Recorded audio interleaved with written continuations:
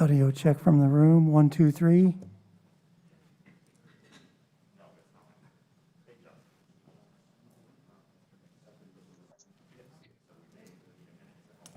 Doug, we could hear you in WebEx.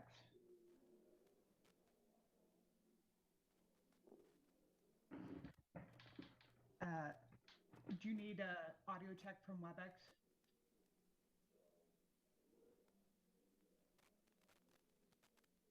Yes, please. 10, 9, 8, 7, 6, 5, 4, 3, 2, 1.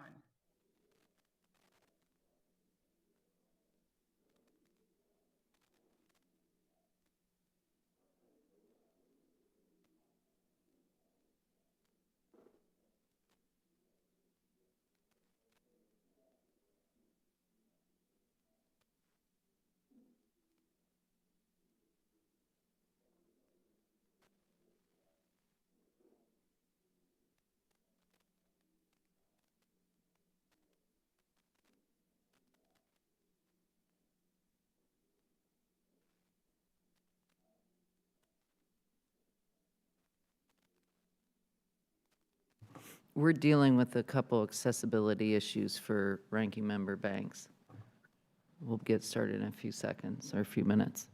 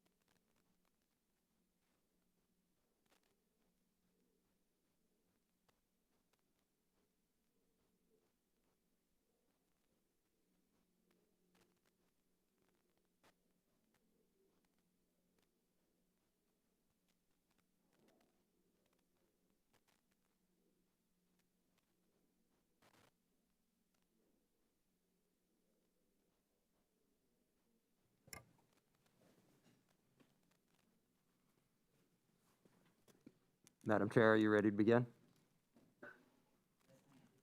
Please give Yes. us please give us a 5 count and gavel in. 5, 4, 3, 2, 1. Good morning. I call this hearing to order. A quorum is present. Without objection, the chair is authorized to declare a recess at any time. We have a number of members participating remotely today. Before we proceed, I'd like to go over some items for our members who are participating remotely. First, if you're experiencing connectivity issues, please make sure that you or your staff contact our designated technical support so those issues can be resolved immediately. And members participating remotely must continue to use the video function for the duration of their participation in the hearing unless they experience connectivity issues or other technical problems that render the member unable to fully participate on camera.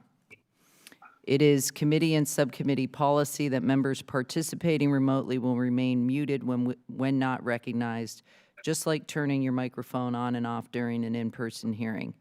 This is out of courtesy to all members on the committee, and so background noise does not interfere with another member who is recognized to speak.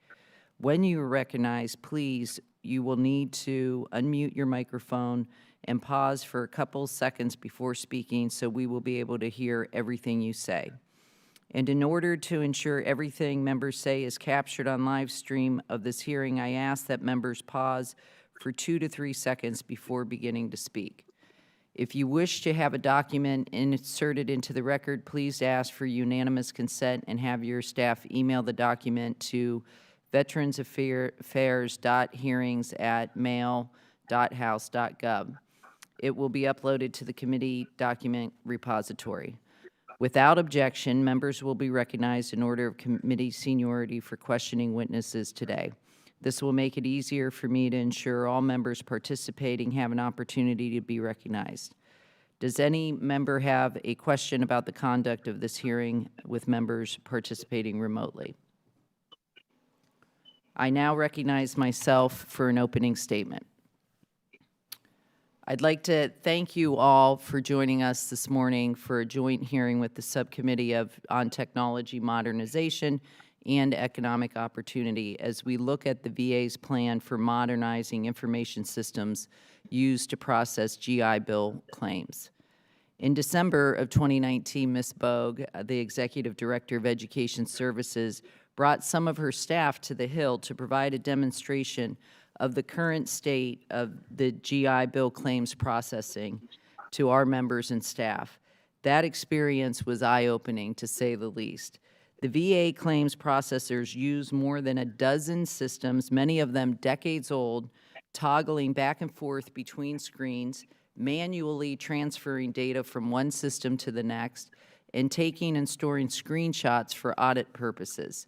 The inefficiency alone is problematic, not to mention the risk of error in data entry and the impacts of those errors on our veterans. Obviously, it's long past time to modernize these systems. I fully support VBA's efforts to bring the GI Bill systems into the 21st century, but I have many questions about the work that has been done thus far to move forward on a plan to do so. We have heard that the VA has asked other congressional committees to grant Secretary Wilkie authority to reprogram approximately $250 million in COVID-19 relief funding for this project.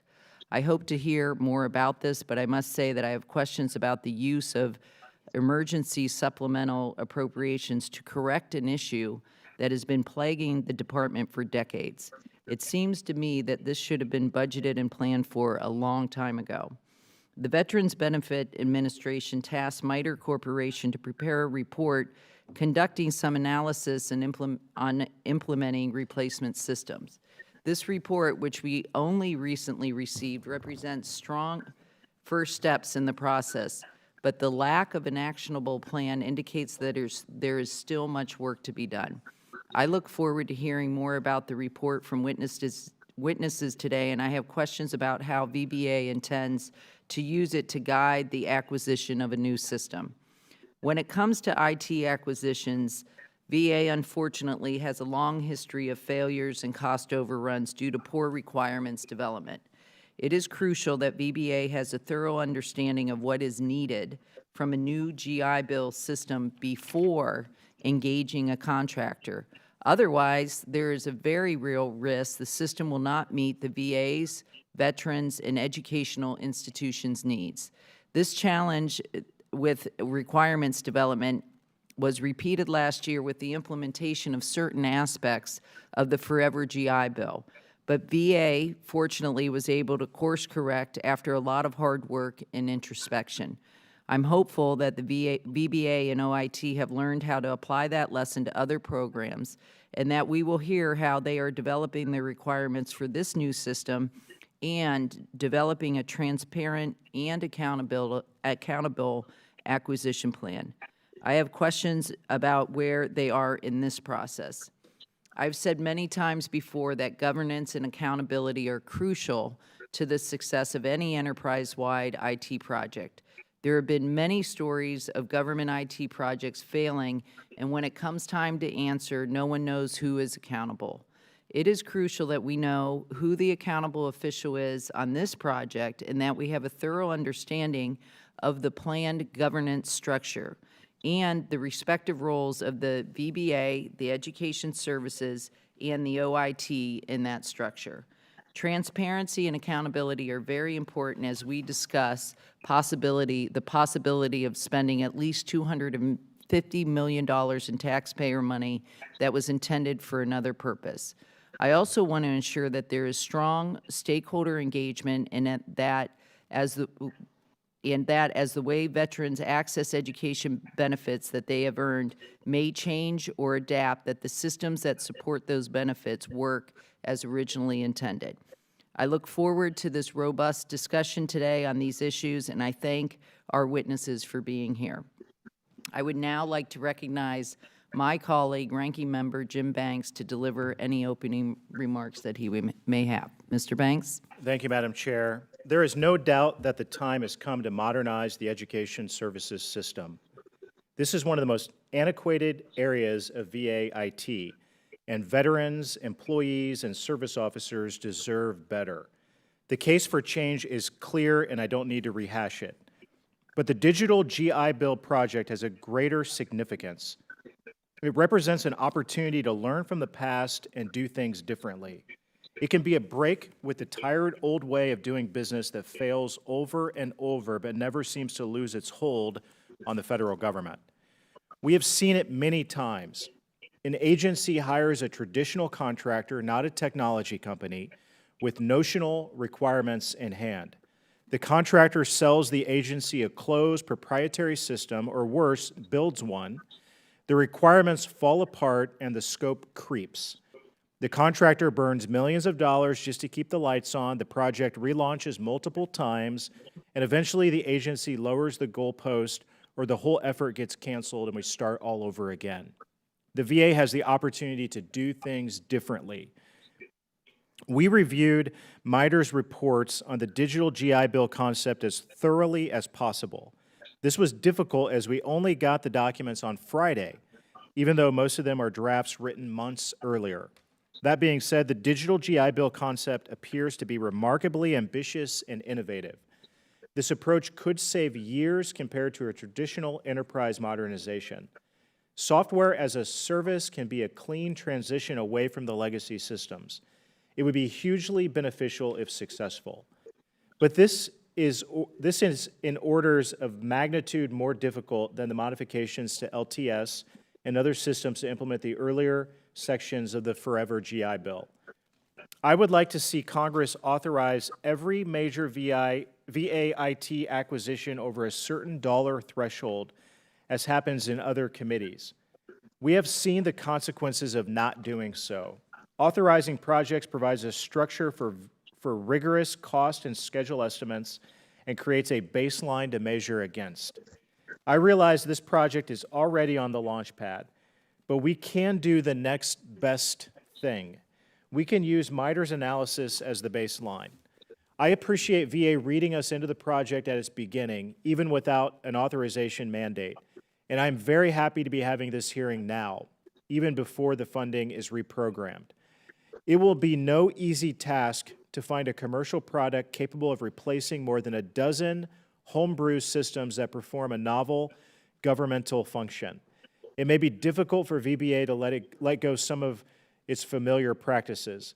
Any company will need a lot more than wired diagrams and flowcharts to truly understand these systems and put together a solution. I expect MITRE to take an active role. The 2018 independent technical assessment was invaluable, and it set a high bar. We need to hold MITRE accountable for holding VA accountable. I look to them to make sure the capabilities they have recommended are delivered on. Congress always has to be careful when allocating appropriated dollars. The supplemental appropriations in the CARES Act were intended to prepare for all possibilities, but it is clear that some aspects of the Veteran Health Administration's financial need are not as great as anticipated. That being the case, I am comfortable reallocating some of those dollars to the Digital GI Bill project. It can have a demonstrable impact, and the need is compelling. We need to be persistent in our oversight, and that starts now. Madam Chair, with that, I yield back. Thank you, Mr. Banks. I would now like to recognize my colleague, Congressman Levin, Chairman of the Economic Opportunity Subcommittee, to deliver any opening remarks that he may have. Mr. Levin. Thank you very much, Chairwoman Lee. Good to be with you this morning, and it's always good to have a combined effort between our subcommittees, trying to do all we can to serve our nation's veterans, improve their educational opportunities, and to continue to do so in a bipartisan manner. It was almost exactly 10 months ago that we sat in this room with a lot of you, the same witnesses, to talk about GI Bill implementation, and I think it's fair to say a lot has changed in our country in 10 months. It's been a very difficult time for us all, but one thing that it seems hasn't changed is that we still have these unresolved issues around the technology improvements that our veterans need, and we need to work together and fix those, so I'm glad we're here. To our representatives from VA, it's nice to see you. I enjoyed very much the opportunity to go to Muskogee, Oklahoma with you to see firsthand the needs, educational needs, and the systems, some more antiquated than others, and to really understand the depth of what will be needed, the transformation that will be needed to get those systems modernized. I just want to thank you again. It was incredibly helpful for you to spend the time with me in Muskogee. What I can understand is that after we had that visit, after I heard personally from you about what the needs were, and we went through, even dollar amounts of what you'd really like to see happen, that we got a budget that barely mentioned any of it, and not a single line item requested for funding. And I know we also, my staff and I thank them, we brought together the appropriators in the House and the Senate to share the state that these systems were in and are in. We had a walkthrough of those systems, and then we saw a budget request that didn't include the necessary funds to fix those issues. So that was surprising. And then, of course, after that discussion that we had and that presentation that we had with the appropriators, that's when we had the COVID pandemic. And to the credit of many in this room, we stepped up.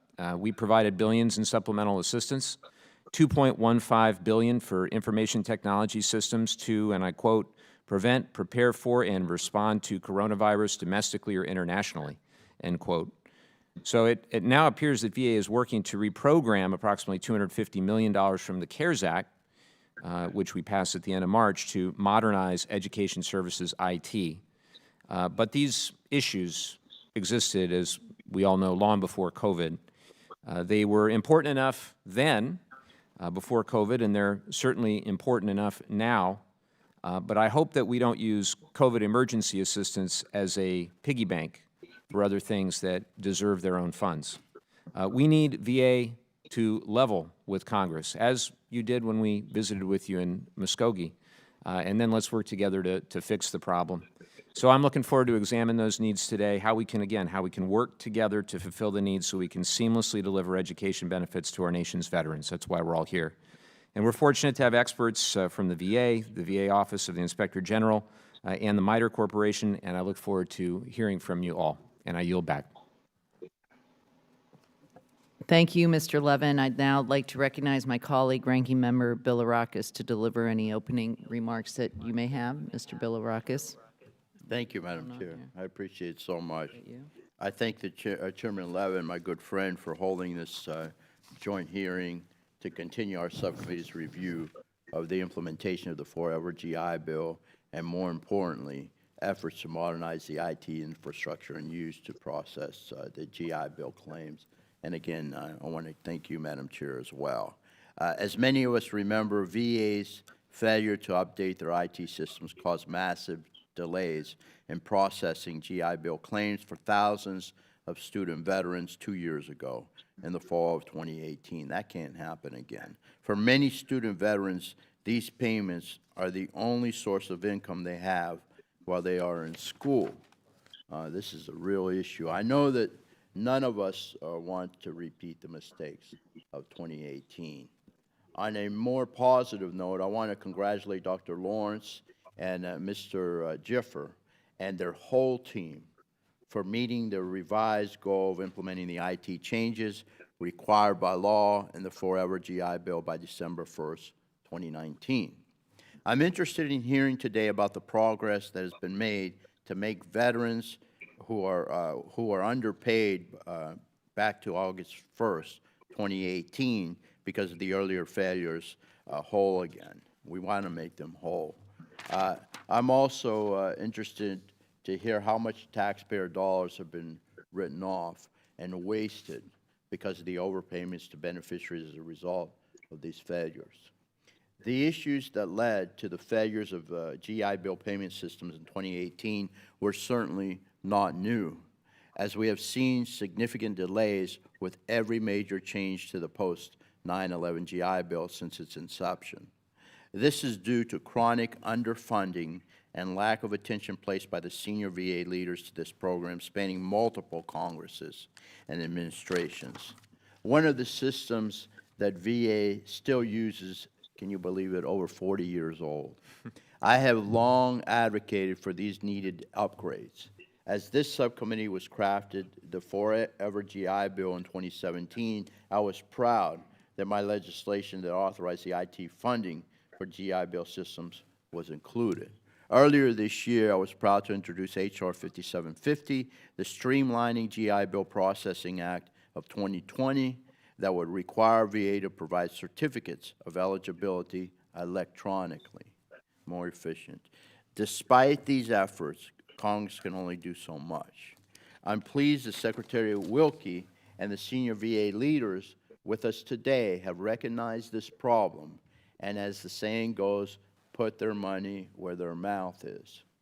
The recent request to reprogram funds provided to VA in the CARES Act to fund what can only be described as a once-in-a-generation investment and replacing GI Bill claims processing systems is a welcome change. It really is. I'm glad we're doing this. While I'm supportive of the request and happy to do what I can to ensure it is enacted, I want to put the Department on notice. The mistakes of the past must be learned, corrected, and never repeated. This is an undertaking that is significantly bigger lift. It's a bigger lift than the past practices of putting Band-Aids on old and broken systems. I wouldn't be doing my job, in my opinion, if I wasn't a bit skeptical about potential success based on VA's track record of implementing these types of systems. I look forward to hearing from our witnesses and what safeguards will be put in place to protect taxpayers and veterans alike. Mr. Chairman, or Madam Chair, excuse me, the delays 2018 were certainly not the first time that VA has failed to provide GI Bill payments on time, but we must do everything we can to ensure that they are the last time we fail. Our student veterans deserve better. I look forward to learning from our witnesses how they will make that happen, and I want thank both chairs for this time and, again, for agendaing these particular issues on this committee. So anyway, thank you very much, and I yield back. Thank you, Mr. Bilirakis. I'd now like to introduce the witnesses we have on our first panel. First, Dr. Paul Lawrence is the Undersecretary for the Veterans Benefits Administration. Mr. Jim Jaffer, Assistant Secretary for Information and Technology and Chief Information Officer for the Department of Veterans Affairs. And Ms. Charmaine Bogue is the Executive Director for Education Services in the Veterans Benefits Administration. And joining us via WebEx, we also have Mr. Robert Orifisi, who is the Director of Education and Veteran Readiness and Employment Product Line with the Office of Information and Technology, and Ms. Carol Harris, Director of Information Technology Acquisition Management Issues with the U.S. Government Accountability Office. We will now hear the prepared statements from our panelists. I will remind you to please pause for 2 to 3 seconds before speaking so that the recording will capture all of your words, and please remember to do so when answering members' questions. Thank you. Your written statements in full will be included in the hearing record, and without objection, Dr. Lawrence, you are now recognized for 5 minutes. Madam Chair Lee, Chairman Levin, Ranking Member Banks, and Bilirakis, we appreciate the opportunity to be with you here today. Thank you for introducing our team. VA administers over $12 billion in educational assistance benefits to approximately 1 million beneficiaries. This work is accomplished with 23 systems, which is unsustainable given stakeholder expectations and legislative mandates. 2 years ago, VA experienced difficulty in implementing key provisions of the Colmary Act. There were challenges in updating and integrating legacy systems with complicated business rules, while also maintaining timeliness and payment accuracy. These challenges were overcome with the Secretary's reset of implementation, which provided VA the time, resources, and funding to deliver an IT solution on December 1st. The costs and risks associated with maintaining legacy systems continue to rise. Support and maintenance are difficult to find for 70s-era systems. Warranties have expired. Security best practices that are common on newer systems cannot be used. Integration with newer systems is increasingly difficult to support, and the knowledge pool is becoming non-existent as experts retire. VA's legacy systems need modernization and further automation. Let me explain our intent and strategy for modernization. The intent. With the previously provided and reprogrammed funds, we are going to provide student veterans what they are asking for. It's 3 items that they tell us to find outstanding customer service from VA. First, they want to interact with us in multiple ways: phone, email, text, chat, and the list will continue to grow. Second, when we engage veterans or schools, they want answers immediately. How much will this cost? What if I change something? And third, they expect us to have all the information at our fingertips about the student veteran, their and other schools, and the same is true for the schools, state approving agencies, and others we interact with. And our strategy. Our strategy to provide these is straightforward. We are going to use and build on the management practices we have successfully used over the last 2 years. 1, we will use the same clear governance structure. It features clear accountability for results and a strong partnership with OIT. 2, we will have MITRE again provide program integration support, providing an independent voice to monitor the schedule, ensure precise requirements, and resolve technical issues. And 3, we will use competition to identify and then engage a world-class systems integrator and software development contractor with proven experience doing what we need done. I am confident these proven practices can again provide the same successful results we delivered implementing the Colmary Act. For the future, our desire is to have technology that would enable world-class customer service for student veterans. We would acquire and configure 3 off-the-shelf commercial packages. One is called Customer Relationship Management. So when veterans call us, we know everything about them when they're on the phone. This happens when you interact with a bank or insurance company now. We'll purchase high-tech computing power to do calculations similar to when you take a dependent off insurance and they tell you the reduction or addition instantly. We'll have sufficient data capacity so we have all the information for the schools and the students readily available. To get a better understanding of this effort, VA hired MITRE to gather and assess requirements from across the various business lines, OIT, other parts of VA, and external organizations to guide our efforts to modernize the GI Bill. VA will prioritize the use of commercial, off-the-shelf packages already in use by top companies over the development of new systems. This will result in a modernized education business platform that provides world-class customer service, end-to-end systems management, and convenient self-service options for student veterans. VA anticipates this modernization effort will take between 24 and 36 months to complete. Madam Chair, Mr. Chairman, this concludes my testimonies. My colleagues and I are prepared to answer your questions. Thank you, Dr. Lawrence. I'd now like to recognize Ms. Harris for 5 minutes.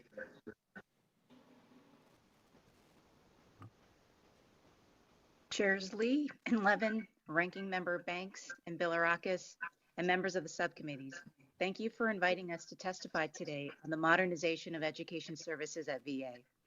As you know, the use of IT is crucial to helping VA effectively serve the nation's veterans, including those who receive education benefits. Each year, the department spends billions of dollars on its information systems and assets. VA's IT budget now exceeds $4 billion annually. As requested, I'll briefly summarize our prior work on VA's persistent IT modernization challenges over the years, as well as critical factors underlying successful major IT acquisitions, and how VA might adopt them to avoid past pitfalls. This morning, I'd like to highlight 2 key points. First, VA's management of IT system modernization efforts continues to be high risk. VA's track record of delivering failed or troubled IT systems is a large part of why we designated VA healthcare as a high-risk area for the federal government in 2015. For example, VA pursued 3 efforts over nearly 2 decades to modernize VISTA, its health information system. These efforts experienced high costs, challenges to ensuring interoperability of health data, and ultimately did not result in a modernized system. As another example on VA's Veterans Benefits Management System, its system for processing disability benefit claims, we pointed out that the system was not able to fully claims as well as appeal. The development of the system was expected to be completed in 2020, but that did not occur, and VA had not produced a plan that identified when the system would be completed. And we also noted 3 areas that were in need of increased management attention: cost estimating, system availability, and system defects. The challenges on these programs are common to failed and troubled IT projects government-wide. In contrast, there are also a number of major federal IT acquisitions that have been successfully deployed, and our work has identified 9 common factors underlying their success. These include active engagement with stakeholders, especially during the development and prioritization of requirements, program staff having the necessary knowledge and skills, senior executive support, testing the system early and often, stable and consistent government and contractor staff, regular communication with the prime contractor, and sufficient funding, and I'll elaborate on a few of them.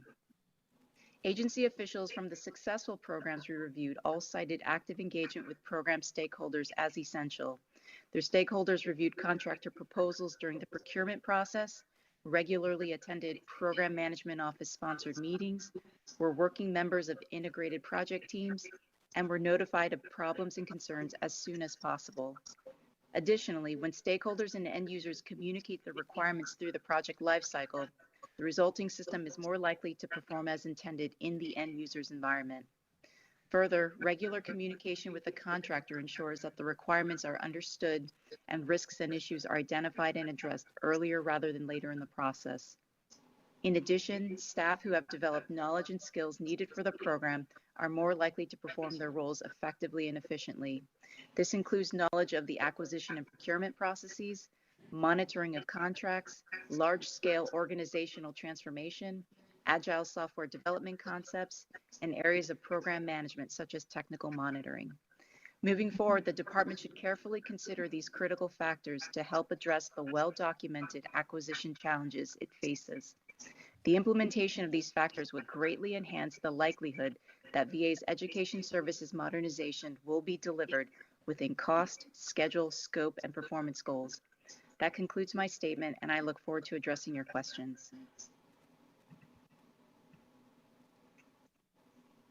Thank you, Ms. Harris. As a reminder to my colleagues that members should pause 2 to 3 seconds before speaking so that all of your questions are recognized. I will now recognize myself for 5 minutes for questions. Dr. Lawrence and Ms. Bogue, I wanted to understand exactly where this program stands as of today. When Chairman Levin, you and I had a conversation, Dr. Lawrence, earlier in May, I was under the impression that there was a complete plan that was being prepared, and we had a preliminary discussion about funding needs. But when I look at the MITRE report, it seems to be a roadmap and not a plan. I'm concerned that reprogramming supplemental pandemic funding does not seem to reflect what we would think of as a considered approach. So my question is, what is the VBA's plan, and what documentation can you offer to us to reflect that? Certainly. Well, I regret the confusion in our conversation. So I know that we talked in one of the secretary's phone call about what we were doing with MITRE to develop a plan for how we would do the acquisition and what we would get when we did it, okay? So that document reflects a lot of the planning, and I want Charmaine to jump in here because there has been more thinking about the requirements underneath it and the like. So we think it is a carefully considered plan, and there are a couple of features I will call your attention to, which address some of the comments many of you already made. The use of commercial off-the-shelf software really enables a lot of the planning to be different and not as detailed, because there are many off-the-shelf packages that we think are relevant and in use, and we can leverage that.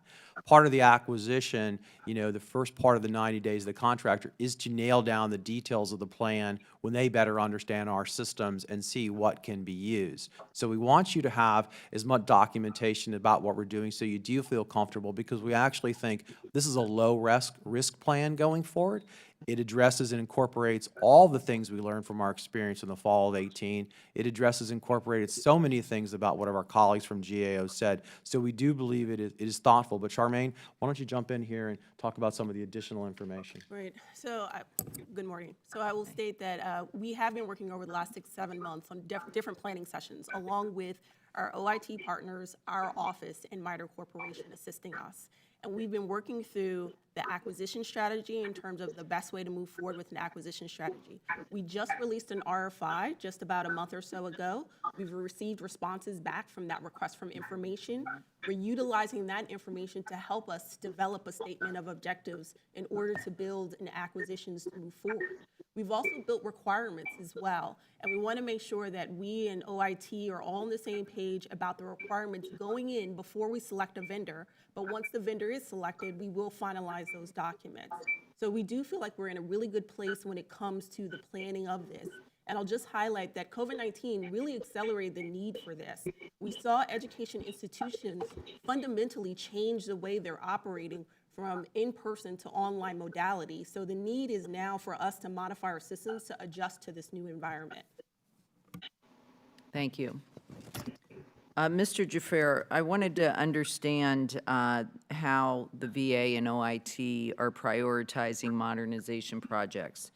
We know that the VA has a lot of significant projects ongoing, and this appears to be a major VA service line. Just in education services, we have 1,000 claims examiners, 12 billion worth of benefits processed annually, 1 million beneficiaries, 23 different IT systems. The budget for education services is unclear, but consists of at least $24 million worth of hosting. So how are you prioritizing IT modernization funding? Madam Chair, one of the processes that we are reinstituting within the department is around our investment review board and our priorities. We work diligently with our partners each year, but I think we've identified that around the OMBA 130 process, we can do even more to make sure that we are fully identifying with our partners as we do budget formulation. So that's the first part I think I would answer for you is we can do more and do better, and we are en route to doing that. In terms of the specifics around IT modernization, it is one of our 5 imperative areas. I think every federal agency, as you know, is challenged with respect to which portion of the budget is either running or operating the enterprise, growing and meeting the demand of the enterprise, and then ultimately, in terms of modernization, what funds are left available and are you apportioning to transform, to innovate and modernize. And so that is one of our priority areas. I can tell you that we, as I think we've shared with you in past sessions, we have a digital strategy. We are en route to modernization. Examples of that would be our cloud strategy consistent with OMB guidance, replatforming and reprogramming and retiring. So despite the acknowledgement that there are legacy systems, those are all being analyzed. We're about a third of the way on our cloud migration strategy. We are putting application programming interfaces in place, modern front ends on top of legacy systems to create additional functionality, putting monitoring in the environment. As Ms. Harris said, VBMS, for example, has far fewer outages today than it did a year ago. So again, these, I want to stress and make sure the committee understands that there are active ongoing modernization efforts, and we are certainly having the right conversations within the department and with OMB about how we are prioritizing those. Thank you. I am finished with my time. I'd now like to recognize Ranking Member Banks. Thank you, Madam Chair. Dr. Lawrence, I think this digital GI Bill project is far and away the most ambitious VA IT project and the most aggressive use of the Buy First approach. Do you see it as a break with the past? And if so, how are you going to manage it differently? I don't know enough about the past to say it is a break from the past, but I believe it is based on your description as well as all the research I've done on the reports, GAO issues, and the like. I don't know that it's as innovative across government and others. I believe this is a very common practice in the private sector, so it's not totally unproven, but maybe it hasn't come to VA. What I'll continue to draw on, the reason I'm confident of our success, is what we've learned since the fall of 18 in diagnosing the problems and engaging MITRE. I believe colleagues referenced their MITRE report in the fall of 18 that had 20 recommendations that were pretty hard to swallow, but they were important to do. So we did all those recommendations and took advantage of the learning from that, and that explains a lot, in addition to several of the other things I cited, of our success. I am confident that if we do the things that took us through the reset in 2019 on December 1st, as we promised, and we'll hear a little bit about the true-up, another promise we did, about accountability, getting that clear, about engaging MITRE to provide independent program integration support, and about getting a world-class systems integrator and software development firm, then we will be successful. I do not think this is unproven ground. This is drawing on best practices that are implemented elsewhere outside of government. Thank you. Next question. Software as a service and managed services are not completely new to VA, but the digital GI Bill will be one of the first big projects to use them. How much do you know about the marketplace now? I'm going to start and I'll ask Charmaine to jump in. That was part of what we charged MITRE to do when we engaged them to help us with the systems acquisition strategy and the document we referred to, which we gave you just recently. That was what we asked them to help us because we did not want to do something new. We did not want to be first movers or the experiments of someone's new developing something. So they gave us real confidence about vendors that are doing this now. It is true that the GI Bill is unique, but education is not unique. The processing of claims and individual transactions is not unique. The receiving customer inquiries is not unique. The wanting to have customers have high expectations about the information, those are not unique. So we think the marketplace is actually mature in what we're imagining. There are some special nuances, as we all understand, dealing with veterans issues, but we have a better insight. I won't say we know everything. I would call it deep-ish. I don't want to overstate it, but Charmaine, you want to jump in here because I know you participate a lot. Correct. So I agree with what Dr. Lawrence is saying. Education is all across the board in terms of institutions are using CRM tools. You have Department of Ed, Department of Defense for their education programs. They're utilizing managed service and software as a service approaches already. And MITRE actually did a deep dive in looking into that to see what's available out there and what can we leverage today and do some type of customization to GI Bill specific to that particular program to make it more adjusted more to our program itself. But as Dr. Lawrence said, there's already programs out there today doing this. Schools have been yelling, loudly about being able to be more agile and more flexible in how we manage our program. Based on that, do you expect to be able to find a commercial platform that will replace most or all of the education services legacy systems? We believe we will be able to. I mean, I use something just as simple as our online application process, as well as our enrollment process for schools. Those are two systems out there today where we have seen some tools or some software as a service that's out there that could be customized to our space to do that. A lot of the systems that are outward facing to our stakeholders, schools, students, state approving agencies, there's a lot of items already available that we could adjust to our space. Last question, Dr. Lawrence. Every big IT implementation tends to be a trade-off between customizing commercial software to fit your processes or revamping your processes to fit the commercial software. The EHR modernization is attempting to do the latter, for example, but it is much easier said than done. Can you sort of expand on that and explain your strategy through that lens? Certainly. We know that to deliver world-class customer services, we will need better processes to go along with the better software, okay? We think a best practice is to adopt the practices in the software. That's just the best practice. Now, I agree with you, it is harder said to be done. That's why I think governance is so important, because it's too tempting, and I think you've mentioned previous failures in government. Haven't studied them all, but the ones I know about did exactly what you're warning us against, right? And they woke up in a difficult situation where no vendor could take over the project again because they had such a house of spaghetti, nobody could figure it out. It is better to change your processes to take advantage of the software and how it's configured. And quite frankly, you get all the benefits that you're supposed to when you do that. We don't think the education team, more positively, the education team is quite agile and nimble. We don't think that will be an impossible thing. I know several of you described what happened when you experience what our processors do.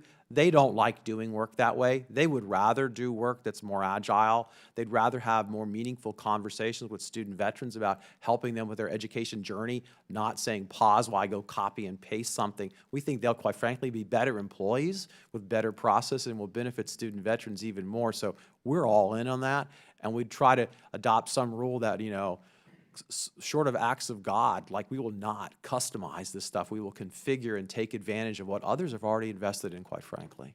Very good. Thank you. My time has expired. Thank you, Mr. Banks. I now recognize Chairman Levin for 5 minutes. Thank you. Secretary Lawrence, is it true that VBA is looking to reprogram CARES Act money intended for COVID-19 for the purpose of education services IT modernization? That's correct. And I would just Oh, add go ahead, to Ms. that- Polk. I would just add to that. Could you use your mic? I'm sorry. Oh, I would just add to that, the reason why we're reprogramming the CARES Act fund is because of what I mentioned earlier about COVID-19 and what the impact has been on education and the landscape. In February, we saw just a couple of schools starting to come in to say, we are thinking about converting to online. And in a matter of weeks, our entire education system converted to an online environment. A couple of weeks later, Congress passed legislation to say, VA, we need you to be able to continue to pay students the in-resident rate even though they're converting to online. And we had to adapt quickly. This highlighted some of the severe issues that we have in our space. And we thought this was a time to leverage the CARE Act funds in order to reprogram those funds to education service to modernize our systems, because there's a direct correlation to the COVID-19 and what's happening in our country right now. Got it. I appreciate that, Ms. Bogan. I appreciate, make no mistake, I appreciate all the hard work of everyone at VA to try to be adaptable, flexible, to help our veterans during the COVID crisis, and I think we all share that objective, obviously. I'm just trying to understand, how the decision was made and how the determination was made to do it. Who made the determination that the funding was appropriate? I presume it was the two of you. Well, there was a process, as you could imagine. We identified the need, as Charmaine described, saw this thing, so what's going on. We understand what happens with CARES. It was a medical emergency, we understand that. I think VBA got $13 or $14 million for PPE. We couldn't anticipate how the universities and education, or else we would have asked for more, but we didn't. And so after we came and said, you know, this is something we've discovered, went to the department and the CFO and said, understand this, appreciate what's gone on, reflect on what took place, worked with the CFO, worked with the secretary and his team to make sure, worked with OMB to make sure it was consistent with the general rules and process. So we would say, we originated it. In terms of accountability, it was a bad idea, it's mine, okay? But that's kind of, and then we had to go through a process. We couldn't just, unfortunately, just show up here and ask for money or ask for the reprogramming. Thank you. Thank you for that. Should this committee assume that if the CARES Act funds were reprogrammed, and you know that you got what you needed from the CARES Act, that VBA is not as much or at all perhaps in need of the additional funds that we discussed before? I guess can you, and I'm talking about before COVID now, can you kind of lay out what is still needed? So I'll let you go into some details, but I hope the answer to that is no, right? We sort of had a vision of what we would need. This is described in the CARES Act, I believe. So I'm hoping the answer is no, unless I missed some operating expenses or anything. Right, so we were already on a path of planning for future years, budget years, to kind of map this out. And I know there was conversations regarding funding, but bottom line is, the answer is no on that in terms of this is the vision right here where we talked about future state, and it was accelerated by what happened with COVID-19. And there will be some maintenance costs associated with sustaining whatever's left, but again, that would be already built into the budget. This is truly, we're talking about overhauling the existing systems to create a new platform. This is a one-time deal that we're talking about here. Got it. And just to be clear about it, how much was reprogrammed, and is that exact amount what you need for education services IT modernization? So what's in that particular piece of legislation was $243 million to be reallocated for GI Bill space. There was about 198 million of that to VBA, so that way we can do that software as a service as we talked about in the managed service platform, and then the remaining for OIT, so that way they can do what they need to do in order to deal with the back-end infrastructure and legacy systems from that perspective. Got it. Chair, It actually hasn't been done yet. I think there's an agreement, and it's looking for a piece of legislation to be inserted into. If I'm being imprecise, it's not intentional. All right, well, let's definitely follow up on that. Chair Lee, if I could also interject please. too, that does not consider the, as you know, OIT has its own appropriation, and so the multi-year planning would have to be analyzed in terms of what's the pace and trajectory of systems that would be decommissioned, what are the other costs attended in terms of multi-year planning, and any other connected modernization efforts that would be a companion to that. Thank you, and I'm running short of time, but I just had one question for the group, more of an open-ended question, which is, as we work to get back to normal, what COVID-19 related changes do you think will remain permanent? Maybe telework, digitization, and what do you think of the changes that you're making are temporary? Maybe you could discuss that a bit. So as it relates to GI Bill, I will tell you that we actually put out a survey to schools to ask, what does the future look like beyond the fall? A lot of schools have come back and basically said that they plan to continue in an online environment or some type of hybrid approach, or offering students the option, one or the other, going forward for the foreseeable future. So we are trying to prepare for what does that look like, especially when it comes to the monthly housing allowance for our students, as well as when you think about other programs such as work study and how does that operate, on-the-job training programs and apprenticeship programs that cannot operate in an online environment. What does that mean for those programs as well? And the last piece I'll mention is the employment aspects of that. How does it change the landscape for employment for individuals, and where do we go in terms of the job market? So those are things that we are hearing from the community, and we are trying to explore so we can make sure that we're ahead of the curve when it comes to what future state looks like post-pandemic. Thank you. Thank you, Chair. Thank you. I'd now like to recognize Mr. Muser for 5 minutes. Thank you, Madam Chair, and thank all of you very much. Good to see you again. So, Dr. Lawrence, When I arrived here, Congressman Banks gave a scenario that was not, anybody in the IT world wasn't completely atypical of experiences, of deadlines being missed and excessive costs, and on the government front of things, new legislation that's impossible virtually to implement in the period of time as anticipated. As a former revenue secretary of Pennsylvania, we'd get new tax law on June 29th and expect to implement it on July 1st. So I understand how the various new legislation can certainly affect. Now, did the setbacks occur, and I think I know the answer to this, right at the onset or during the course of the Forever GI Bill? I mean, particularly the Section 107 provisions? So the law was passed, as you know, in 2017 and required us to do a big slug of the work by August of 2018. So I arrived in May 2018. Work had been ongoing.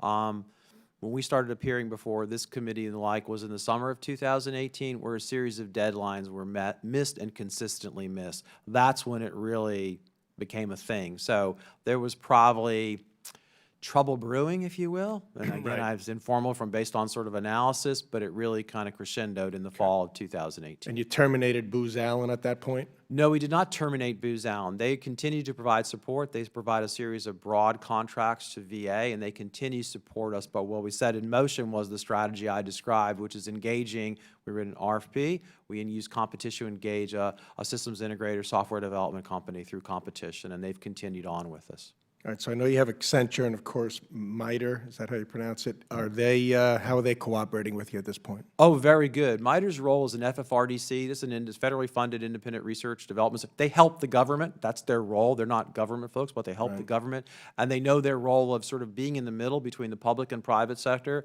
They're really aggressive referees, if you will.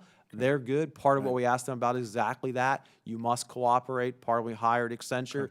You know, demonstrate you've cooperated in a difficult environment before, and even conversations with Booz, understanding the difficult situation. Cooperation has been very strong. Right. Ms. Bogue, you work a lot with students in the schools. How's the feedback? Are they getting happier? Are they at a level of reasonable satisfaction? Or are you sort of just managing through?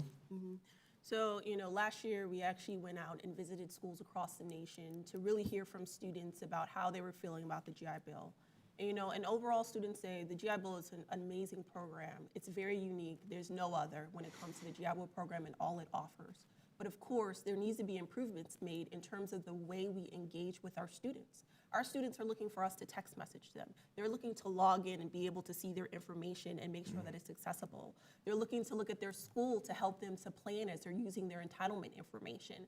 So those are the things that we're hearing from students that they would like to see us improve on the technology fronts in order to improve their overall experience. I'll just give you one data point here. At least almost 75% of our phone calls that come in, and we receive over 2 million phone calls just in the education call center, are about payment-related information, where's my check for the month, and then the other piece is entitlement and eligibility information.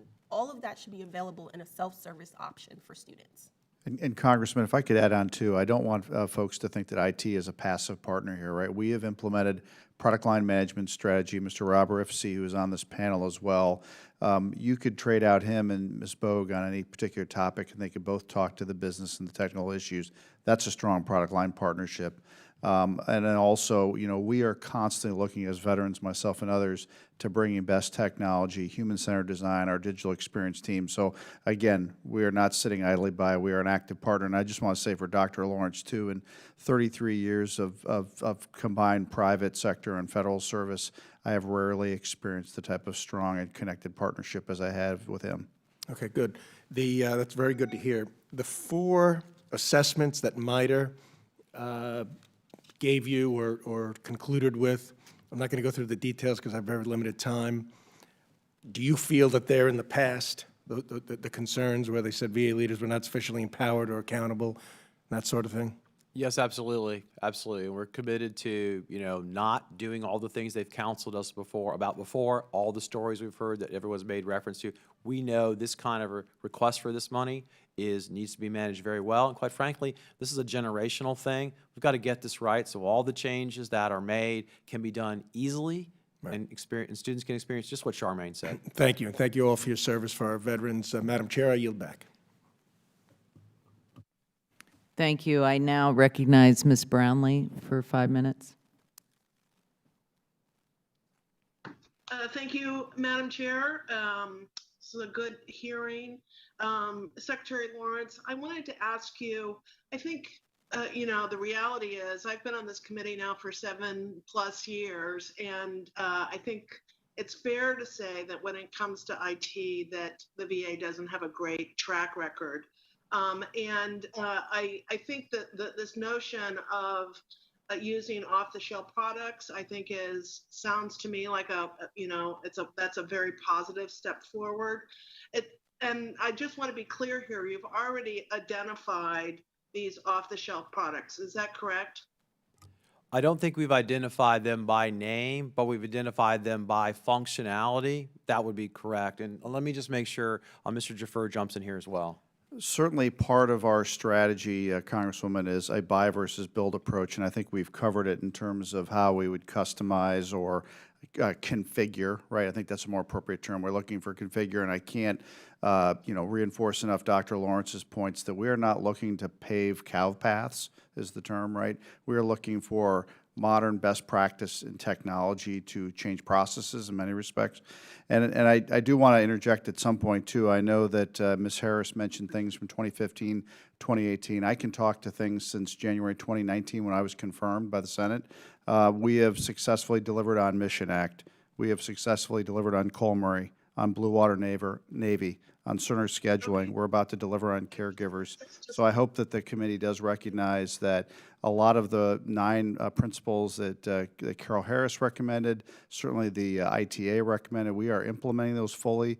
We have an active requirements generation process, and we are delivering successfully. I wanted to understand if we had actually selected these 3 off-the-shelf products, and my understanding is not specifically. Is that correct? Just yes or no? Yes. Yes. Okay. I think the question that I'm trying to drive at here is I certainly would feel have a higher grade of confidence, I think, if, as you're looking at these off-the-shelf products, if you could give me some examples and other companies that are using this in private industry, what their applications are they similar to the applications that we're looking at? Do you have any background information on that at this particular point in time? So we can provide that information, but it is in the report that we provided to the staffers, as well as we'll just name some of the federal agencies like Department of Education, Department of Defense. They utilize those type of programs for their education programs in their space. And there's other private sector industries or companies that also utilize those off-the-shelf tools as well. And that is identified in some of the documents we provided the staffers. Okay, very good. So, Ms. Harris, I wanted to ask you a question. In your written testimony, you outlined VA's longtime struggles with IT management. And in your opinion, what is VA's sort of biggest roadblocks, do you think, in tackling another computer system overhaul? I think it's ensuring that the program is actively engaged with stakeholders in this particular case, as well as the requirements, both the development piece and the prioritization piece. I mean, it is very encouraging to hear that Mr. Jaffer and Dr. Lawrence are working as very close partners, because that is something that, prior to Mr. Jaffer being appointed, that was not necessarily the case in having those types of close relationships. And so I'm glad and I'm very encouraged to see that. And I think that will be a significant a significant positive step in the right direction as this program moves forward.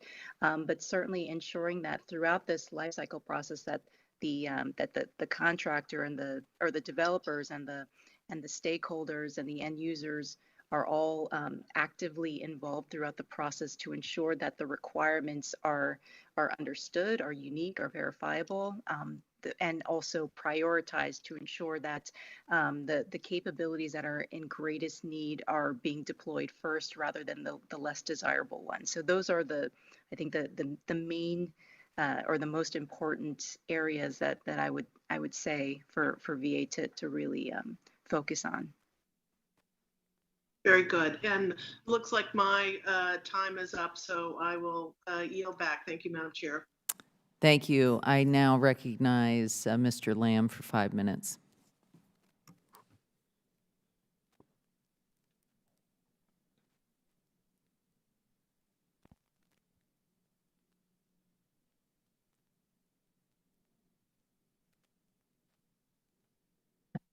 Looks like his screen's froze. Hold on.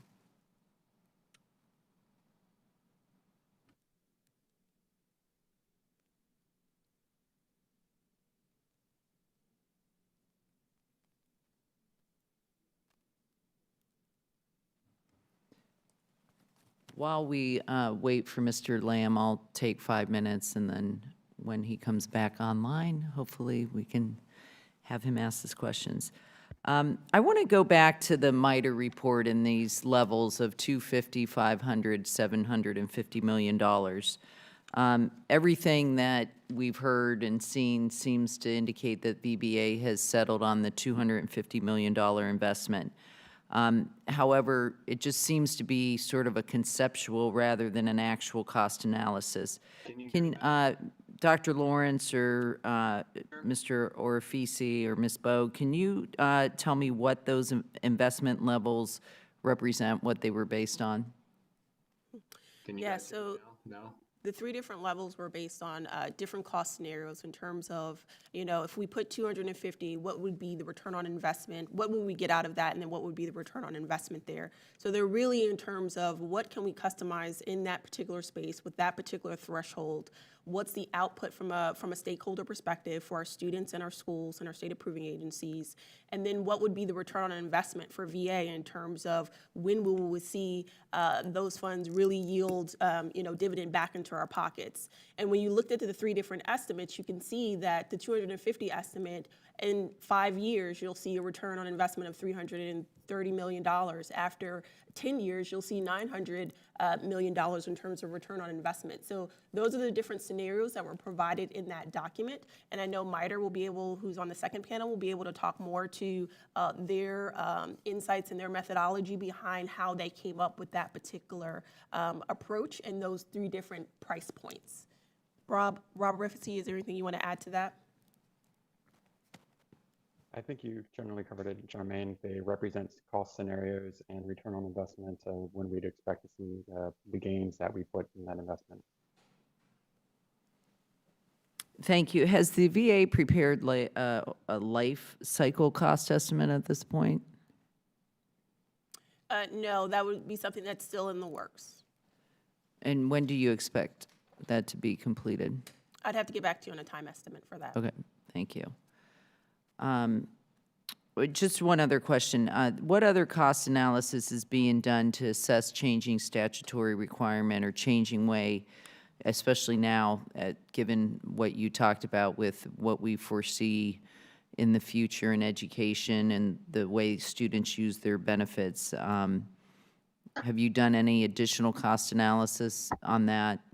So well, we've done additional cost analysis as it relates to as legislation proposals come out.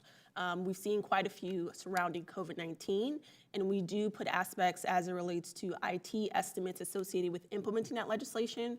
A great example is there's potential to extend the monthly housing allowance payments from December through the spring. So we're talking about the IT implications of that. Most recently, there was legislation that was passed as it relates to work study. That is going to fundamentally change the way we do work study, and we did cost estimates associated with that. And we feel that if we're able to get this one-time payment piece of the $243 million in the reprogramming aspects, then we can have a system that is able to adjust to legislation as it comes out versus us trying to come back with these large dollar amount IT ask when it comes to future legislation. We don't see it slowing down in the GI Bill space when it comes to ledge proposals. Right. And Charlie, if I could just reinforce Charmaine's point too as well. Again, recognizing that it is a separate appropriation for IT, and part of our investment review board process is ensuring that that sustained multi-year funding is there for the sustainment and enhancement of the programs. And I don't know if Ms. Harris mentioned that or if it's in the 9 items, but that has historically been a challenge. In many cases, the business will get the appropriated funding and IT will not, and that's a problem. That's a problem. Thank you. One final thing, Ms. Bogue, on the RFI, what do you hope to learn from that process? So from the request for information that we put out a series of questions across the board to industry to really understand what is available in terms of off-the-shelf tools that's available, what are the data analytics capabilities that are available to us in our space, and then the time frame in which these things can be done in the GI Bill space. We wanted to make sure that the work that MITRE has done thus far, that we can basically validate it. And if there's areas there's gaps, then we can utilize that information to build upon our statement of objectives when we go out for an acquisition strategy, as well as to beef up our requirements document that we already have in place. Great, thank you. My time's up, and I now recognize Mr. Lamb for 5 minutes.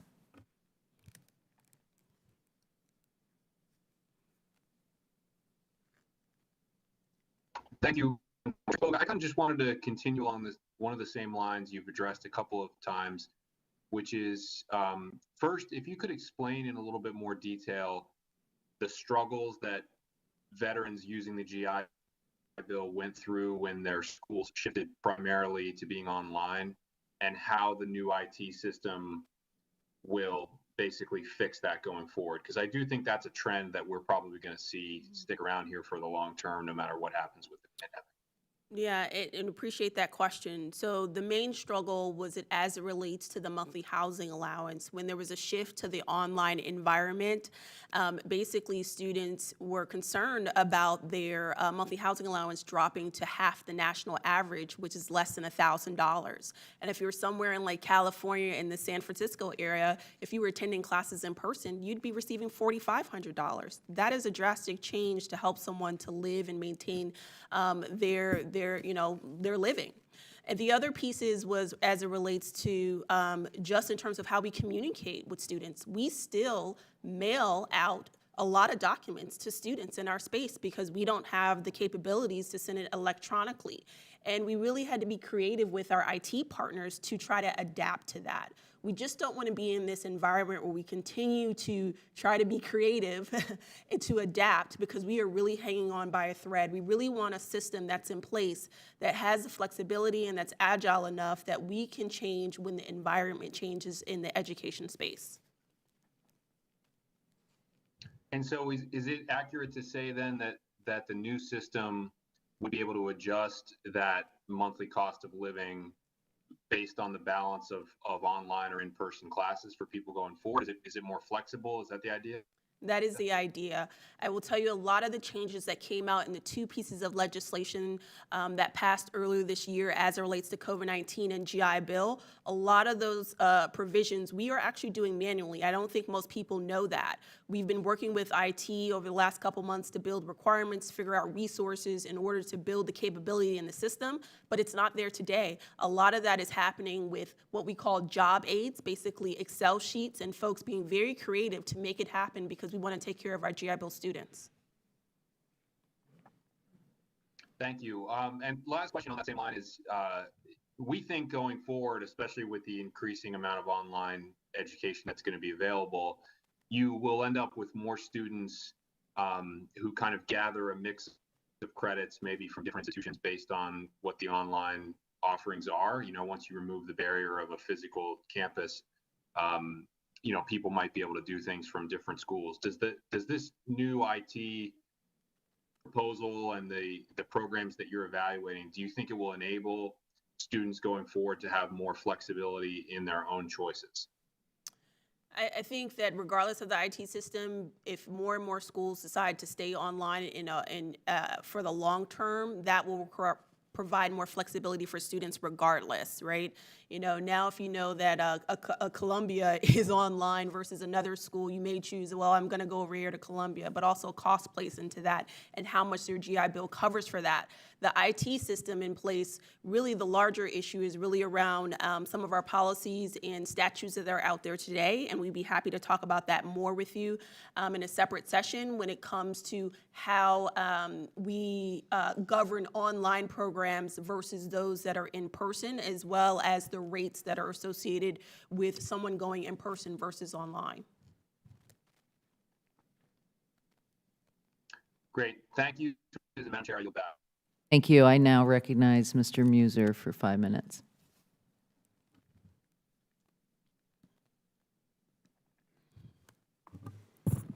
Sorry, Madam Chair. Thank you. So, continuing along here, when we discuss the new legislation that can send serious repercussions to your development and your systems, to your vendors and to yourselves, do you have an initiative or a plan that you discuss with us, the implementation prior to the legislation and or during, so expectations are realistic? Normally, prior to when a proposal comes out, basically, we do receive the opportunity in most cases to provide technical assist in terms of the language that's within that legislation, as well as views and cost is another process in which we say our position on that particular piece of legislation, as well as any cost, which includes IT cost associated with that. If we do feel a bill is more complicated in nature, or we want to understand the intent of the bill, we will offer a conference call with the staff to talk through the logistics of that particular bill and any challenges we may face in implementing that legislation. And Congressman, if I could add too, in terms of the partnership theme, right, is as we re-platform, for example, we have caregivers that's coming out now that's on a commercial off-the-shelf, low-code environment, right? It's not in a legacy COBOL environment like VBMS is, right? You're taking development and modernization and functionality enhancement from months down to weeks. And so, you know, while we still want to be at the table and consulting with staff and legislators, with our business partner around those changes, we also know that we have to operate at business speed, and the functionality and the flexibility of these new platforms will allow us to be faster. It shouldn't be a year later, right? It should be weeks. And very often that leads to added costs as well from the And business impact. And business impact. Yeah. The vendors that you're working with now are very well known, and Dr. Lawrence, I liked when you spoke about world-class customer service. That should certainly be the goal, and I'm sure Ms. Bogue would love that for the students and the colleges. So is there shared ownership in handling this as the VA and the not just the cooperation, but the partnership has been established with the vendors? There's no pointing of fingers or you know, that's your role, that's not ours, that was your team, bring in our team and we'll do things better. And I guess my other question in line with that is, are you working around the clock? Are they utilizing all the human resources that they need? Because that's one thing that's notorious of IT vendors. I'm sure you know that you know, they're just not achieving due to the fact it's very much of a human resource engagement. And if it's there with the top people that can actually get things done, as opposed to, you know, sending them off on another project somewhere else, is there that level of commitment? Do they understand the level of importance that that we're seeking them to understand and carry out here? Certainly. Let me comment on both questions, but the answer is yes and yes. So first, in terms of the engagement and sort of the contractual relationships, We have as an aggressive contracting approach as possible, and we learned this from the fall of 18. When we did get into the experience, you said, is who's responsible for this? And we did have the problems of, you know, gee, it is unclear, and that resulted in some of the problems we experienced. So in the reset, we had a much more precise contract. That was fixed price, so any overage was somebody else's responsibility. And we had much more detailed requirements, as Charmaine spoke about. But to your second point about their commitment, this was one of the requirements in the previous acquisition, and this will be one of the requirements going forward. Every 2 weeks, I meet with the accountable person on this contract. I want to know this relations to the person's most important person in their geography. I'd like to say the CEO, but that's just kind of impractical based on how large these companies are. They know very clearly. I speak with their bosses regularly. We talk about what's going on, so they know how important. And quite frankly, what I vet is their commitment to the VA. This is not a project. This is a commitment to veterans. And if you're a novice in this space, we know you'll do exactly what you're saying. You'll shift your staff the next time you win a contract somewhere else. So we need to see that in terms of what people have asked earlier on. Have they stayed the duration of the project? Yes, they have. That's great, Dr. Lawrence. Thank you very much. I yield back, Chairman. Thank you. Thank you. I now recognize Mr. Levin for 5 minutes. No further questions. Appreciate our witnesses again. Look forward to working with you in the months ahead. Thanks. Thank you all for your testimony and answering our questions today. We will now release this panel and call up our second panel. Thank you very much.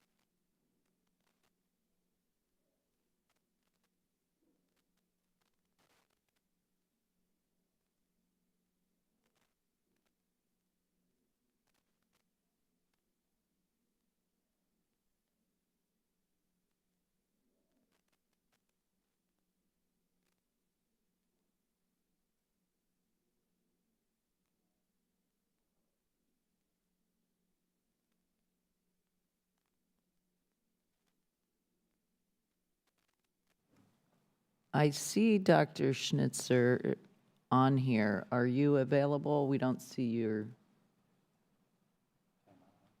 camera on.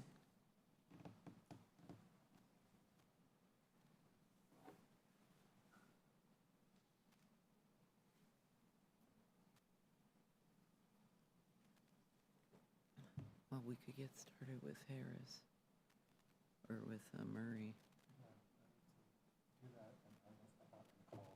Okay. We're waiting for Dr. Schnitzer to tune in on the WebEx, but in the meantime, I'd like to call this hearing back to order, and I'll now introduce the witnesses on our second panel. Joining us via WebEx, we have Dr. Jay Schnitzer, the Vice President, Senior Physician, and Chief Technology Officer for the MITRE Corporation, and Patrick Murray is the Legislative Director for the Veterans of Foreign Wars. We will now hear the prepared statements from our panel members.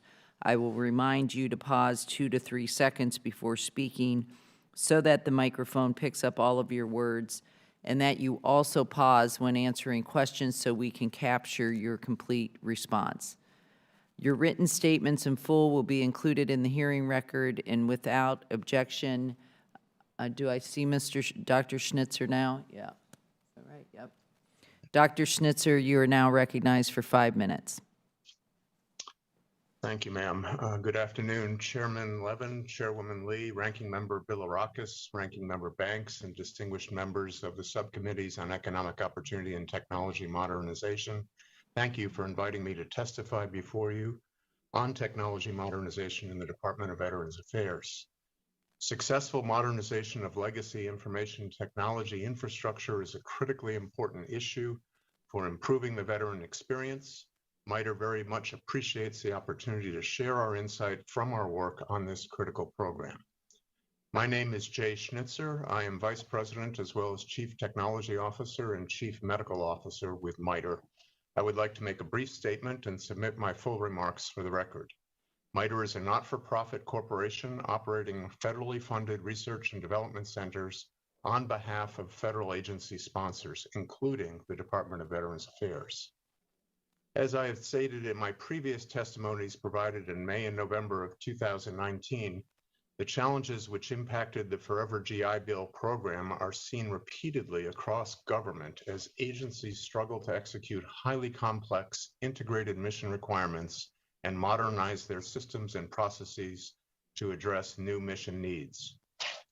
But the issue of IT modernization is not limited to any one program, legislative effort, or agency. The need to modernize technology and transition from legacy systems has never been more critical than it is today. The accelerating pace of technology change has put us in the midst of what is commonly referred to as a digital transformation. Innovation and rapid advances in IT offer great promise for reducing operating costs, increased agility, streamlined processes, and measurable improvements to service and mission outcomes. However, organizations, especially government agencies, find it challenging to keep up with the pace of change. As a result, despite some successes, federal agencies continue to maintain a large network of legacy systems that use up to 80% of their IT budgets today. This further complicates the modernization challenge by making agencies deal with the issue of keeping the legacy systems running while driving mission modernization. Adopting any new technology brings risk, but this risk level only increases when attempting to navigate the modernization of IT and transition from legacy. Despite the risk, agencies must aggressively move to transition from legacy systems while maintaining the ability to deliver mission outcomes. From our experience, this is possible if agencies, with the support of Office of Management and Budget and Congress, have 3 elements. Number 1, a multi-year modernization plan. Number 2, an integrated management approach. And number 3, the resources and other enablers aligned to the plan and the timeline necessary to remove roadblocks and sustain the commitment. A multi-year modernization plan that articulates the integration and transition steps needed for moving from legacy to new systems and accounts for full lifecycle costs, including the long tail of costs of maintenance and operations, is essential to success. It provides the roadmap for agencies and the foundation for accountability and confidence on the part of the public and Congress. To VA's credit, they have an infrastructure readiness program that has detailed information on maintaining these legacy systems through 2026 with an associated funding plan to address it. We understand that this plan is being vetted with Congress. Tackling these legacy systems requires careful analysis, prioritization, planning, and execution. The Light Governance Model and Program Integration Office, PIO, we recommended for the Colmeri Act implementation with business unit and IT co-leadership and a single ultimate authority can be applied here. Additionally, we encourage VA to do three things. Number one, bolster their analysis by engaging industry early and leveraging the latest techniques and technologies for modernizing business operations, enabling VBA to crystallize the requirements needed to develop a well-informed solution that will meet planned and unplanned needs of VBA and deliver excellent service to the veteran. Number two, ensure the execution of their plans with executive sponsorship and the light governance model. And thirdly, ensure that their funding plan aligns with future budget requests, continues to focus on decommissioning legacy systems in collaboration with business units, and reinvests the associated savings in future capabilities through the working capital funds called for in the Modernizing Government Technology Act. Congress can also help by evaluating the complex statutory landscape associated with GI Bill benefits. We recommend that Congress consider harmonizing GI Bill benefits across cohorts in order to reduce administrative burden and costs. We recommend a cost-benefit analysis be conducted to verify this recommendation, and we believe would increase veteran satisfaction and reduce overall costs, while simplifying rules reducing IT and operational costs. MITRE remains committed to the success of this initiative in partnership with VA leadership and the selected managed service provider. On behalf of the entire MITRE team, I greatly appreciate the opportunity to come before you again today to provide our insight, and I look forward to your questions. Thank you. Thank you. I now recognize Patrick Murray.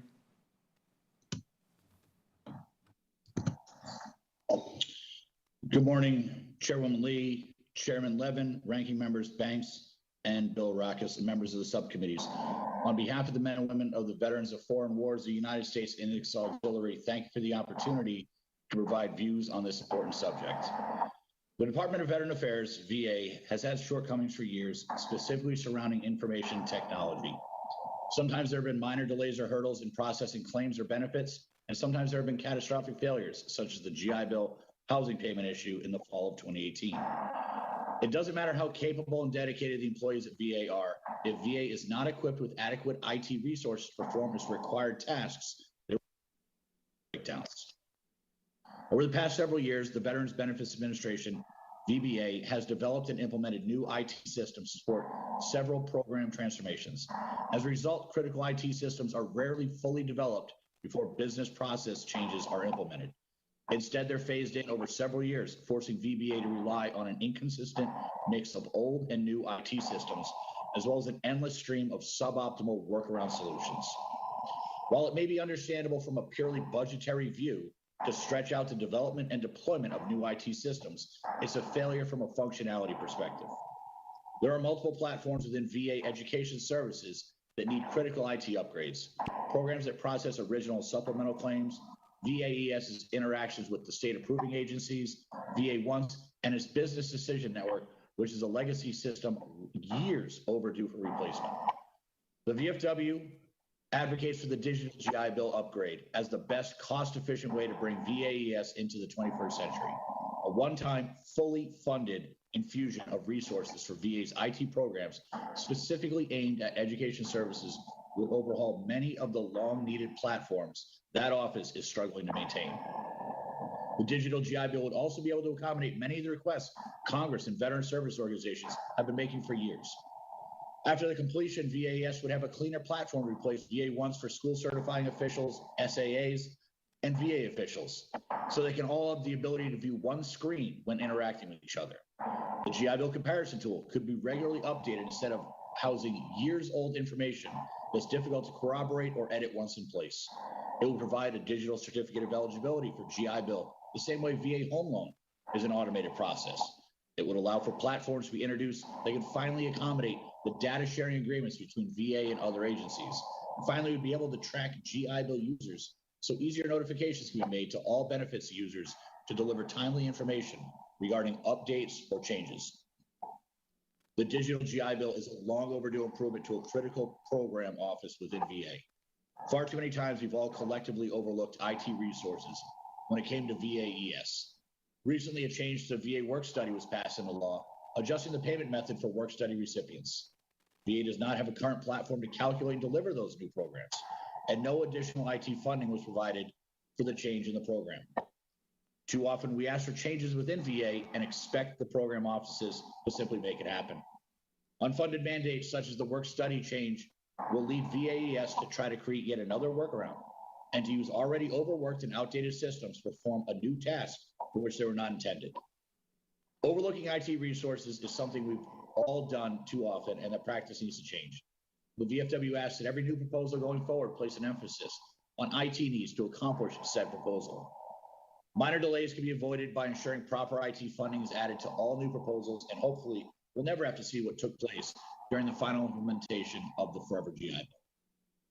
To accomplish the digital GI Bill upgrade, the VFW proposes authorizing VAES to transfer VA IT funds from already existing IT funds within VA. This would help expedite the upgrade by using existing appropriated funds and utilizing the same workforce to finish the last changes from Forever GI Bill. Waiting to do this could delay the implementation of the digital GI Bill and cost more money in the long run. VAES is long overdue for not simply an IT upgrade, but an IT overhaul. A project like the digital GI Bill could set education services up for success for years to come and hopefully head off any delays by ensuring veterans receive their benefits in order to utilize some truly life-changing programs that's offered by VA. Chairwoman Lee, Chairman Levin, Ranking Members Banks and Bill Rockus, this concludes my testimony. Thank you for the opportunity to present the VFW's input today. I look forward to engaging in further discussions with you or any members of the subcommittees on these issues. Thank you. Thank you, Mr. Murray. I now recognize myself for 5 minutes for questions. And I'll first begin with Dr. Schnitzer.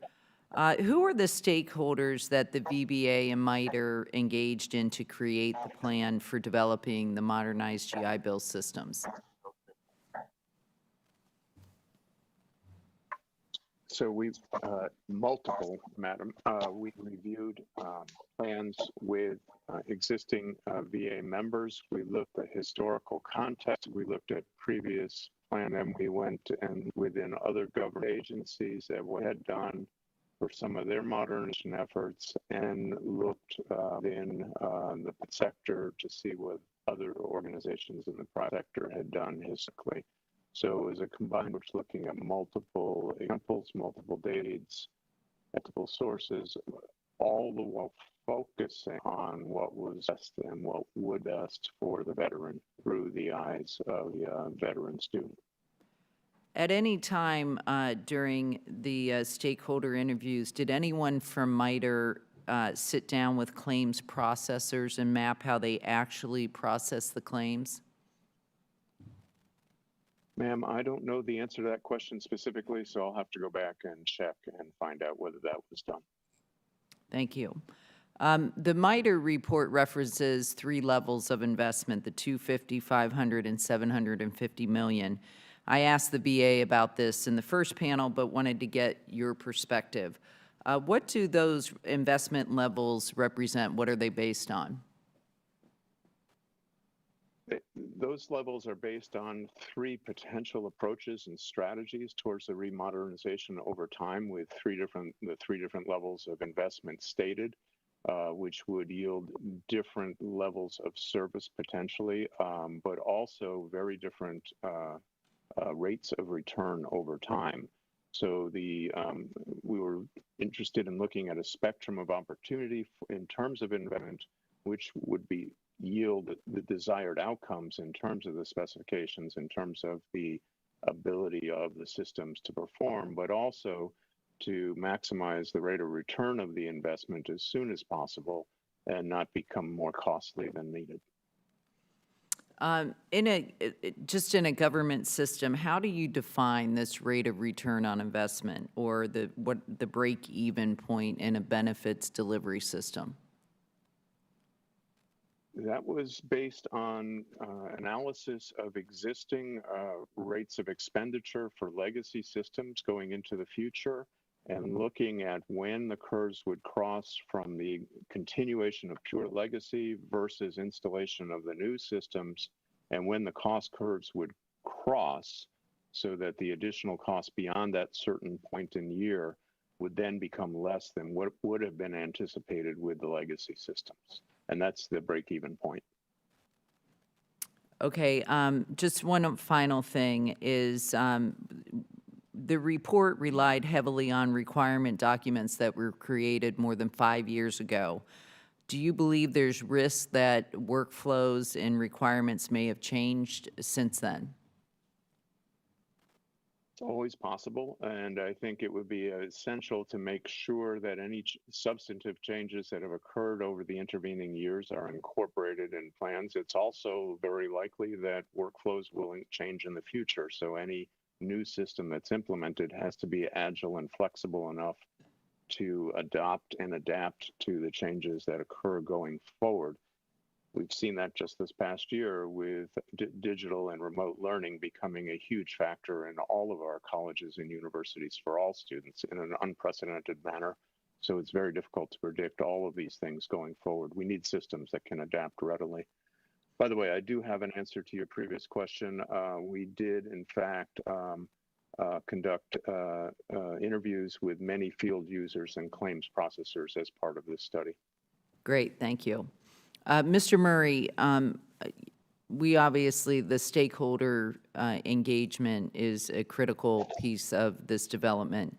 Can you speak about the engagement that VFW has had with the VA, and is there any other engagement that should be happening or any other stakeholders that are not being included should be included?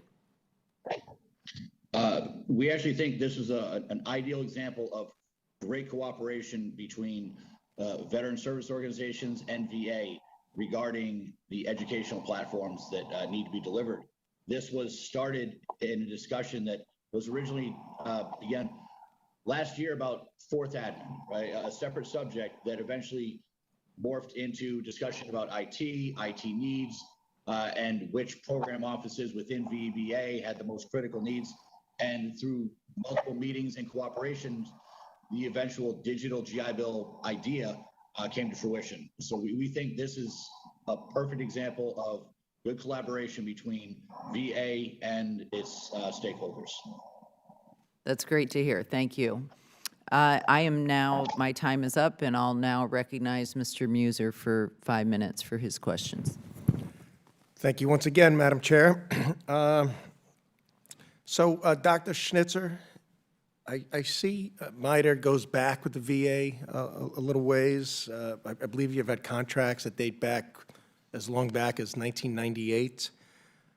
Is this a continuation of any of those projects, what we're focused on here? And is this the largest engagement you've had, business engagement you've had with the VA at this point in the last 20 years? So you are correct. We have had a relationship as the operator of the FFRDC for the VA that goes back many years. Absolutely correct. And this particular project is not necessarily a continuation of any of the other projects, but it is a philosophical continuation of the modernization efforts that we have been working with VA on for many, many years across multiple aspects of VA, not just VBA, by the way. And also,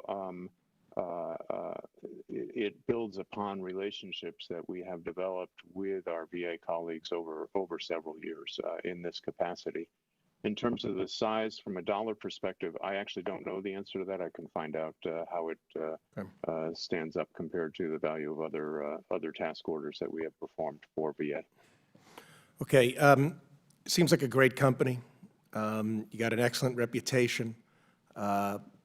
We should trust in that. We should also very much trust in Dr. Lawrence, all of his extensive work and knowledge in this field, and his team. They're all very impressive. So all that being said, do you believe MITRE then has an accountability for this project's success or failure?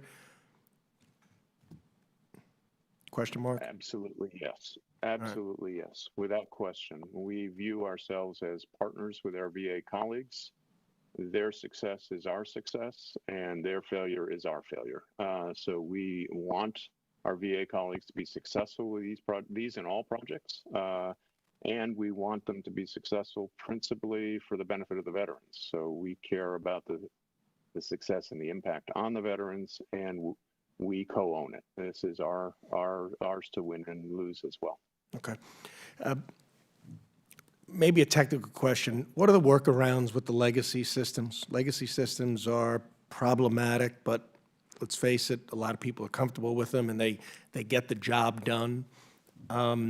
So what are the biggest usability improvements that you need to make in either the integration or in the legacy systems or in just modernizing them, upgrading them, and needing more funding?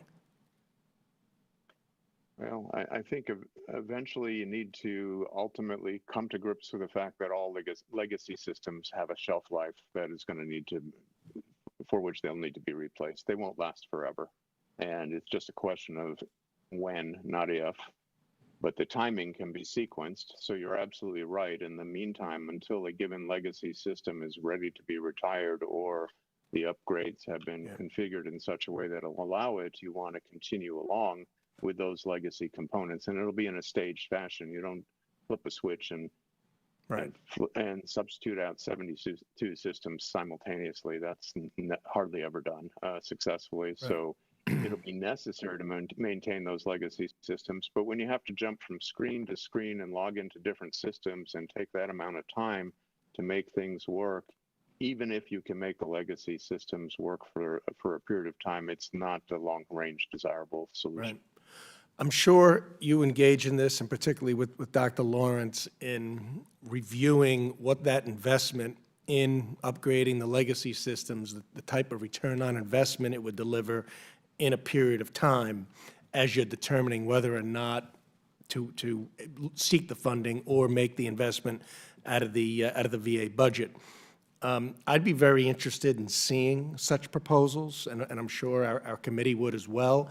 So, and not just the return on investment that would be delivered, but also in the level of veteran satisfaction. So if you do have such reports, summaries that are in line with that, I, for one, would be very interested in taking and reviewing it and determining what new funding we should be working with you to allocate. We would be happy to try to provide those materials as appropriate. Absolutely. All right, thank you. Madam Chair, I yield back. Thank you. I now recognize Mr. Levin for 5 minutes. Thank you again, Chairwoman Lee. It's always good to work with you on these issues. Mr. Schnitzer, in your testimony, you highlighted the need for VA to align its funding plans with future budget requests, and I strongly agree. However, as you know, due to budget caps, federal agencies often must pick winners and losers in terms of programs when creating a budget.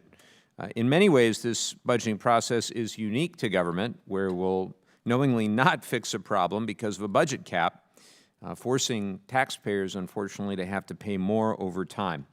So my question for you is this. Should federal budgeting more accurately consider the long-term costs of failing to upgrade outdated systems in order to properly prioritize our budgeting needs? In my opinion and our opinion, unquestionably, yes. I think when you think about the opportunity costs of future years of not doing so, the cost to the taxpayer over a 10-year period is much greater if you fail to do it this way than if you do it the way that it's traditionally done.